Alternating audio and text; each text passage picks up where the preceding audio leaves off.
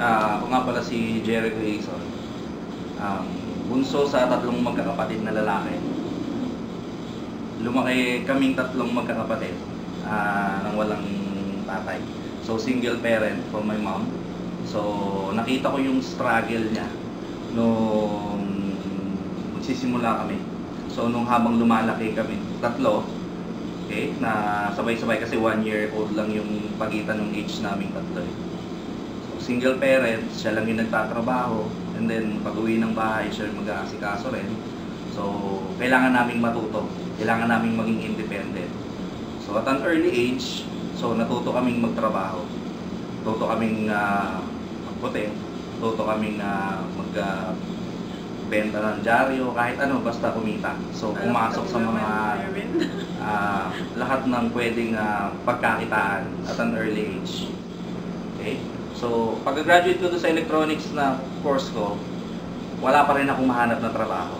Ganun siya kahirap. By that time, ang pinakasikat na trabaho nun ay pagiging call center agent. So, sinabakan ko na siya 2005, 2006 hanggang 2009. So, okay yung sweldo, maganda. So, maganda yung naging commission din. So, nakakatulong na, maganda sa pamilya. By that time, so sa tingin ko okay na.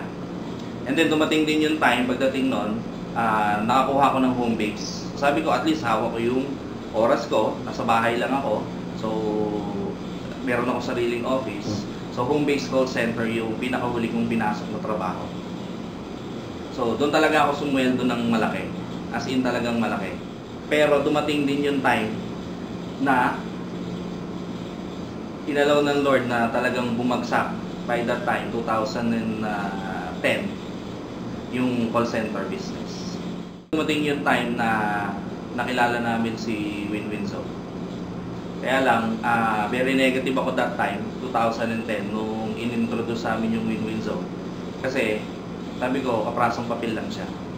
Si Ella yung nagpumilit na gawin yung Win-Win Zone business. Sabi niya, gagawin daw niya yung negosyo kahit ayaw ko. Sabi ko, bahala ka. So, dumating din na lang yung time talaga na talagang sobrang struggle na lang yung call center business. Na hindi na talaga kayang i-sustain. Kaya dumating yung time na nag-decide kami na pati ako na gawin ko na rin yung Win-Win Zone business.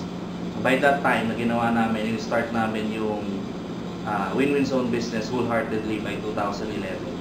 Doon na nagsimulang mag-start yung success namin dito sa Win-Win Zone. So by 2011 ng June, we hit the performers spot at nagkatuloy-tuloy na yun hanggang sa makuha namin yung sarili namin sasakyan. So, nung nakilala ko yung Win-Win Zone Company, dati kong apply to sa Goji. Siya yung nag-introduce sa akin. So, sabi nga niya sa akin, Ella, try mo tong Win-Win Zone Company. Sabi niya, apply na mo product yan. So, pinakita niya sa akin yung kaprasong sticker. Sabi ko, sticker, ano pong nagagawa niyan?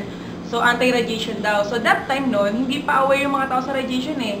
So, anong pinalaman ng radiation? Ano bang ano niya? So, sabi ko kay Jericho, research niya kung ano yung radiation. So, yun nga yun sa, sa cellphone, sa mga gadgets. So, nagkaroon ako na idea.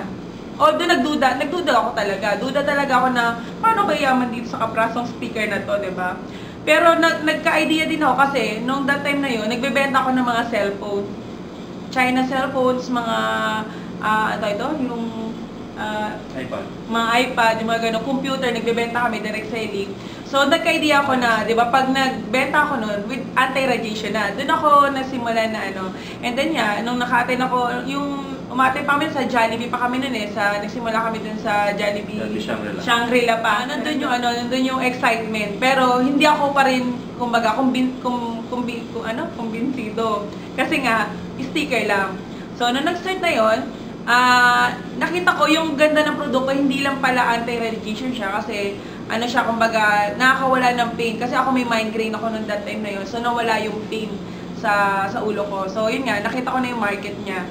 And then yun nga, nung ginagawa namin yung Win-Win Zone, hindi ko lubos maisip talaga na lalaki yung grupo ko dito sa Win-Win Zone. Biro mo, hindi ko expected magkaroon ako ng Olongapo, Baguio, Tugigaraw, Kabagan, di ba? Wala kami talagang, mahirap talaga kasi although na wala ka talagang, minsan, pamasahe mo pupunta dito sa ano, 'di ba, sa Manila, Laguna ka pa.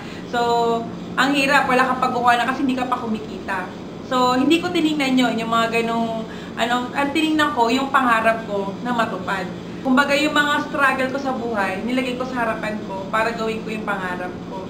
So, nalampasan ko na yung mga struggle na yun. So, eto na kami. So, earning 6-digit monthly figure income. So, sa awa at sa tulong ng Diyos na binigay sa amin talaga itong Wilminson Company, nakapagbago talaga ng buhay namin. So, dito, yung mga nakalipas, tinitingnan pa rin namin, pero tinitingnan namin kung paano napaganda yung buhay namin sa Wilminson.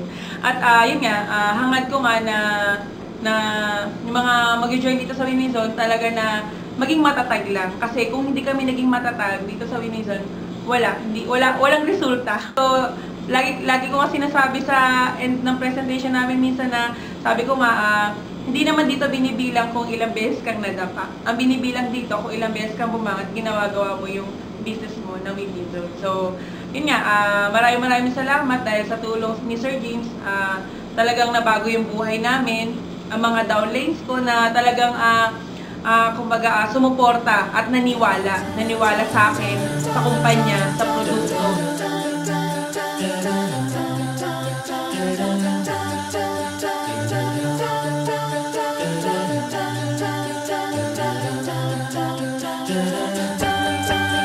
Just a small town girl living in a lonely world. She took the midnight train going anywhere. Just a city boy, born and raised in South Detroit. He took the midnight train going anywhere.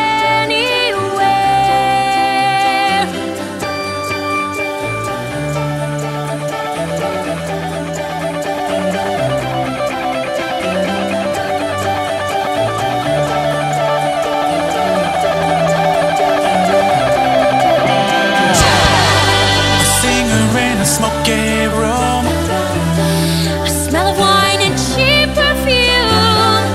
For a smile they can share the night. It goes on and on and on and on. Strangers waiting up and down the boulevard. Their shadows searching in the night. Streetlight people living just to find emotion, hiding somewhere in the night.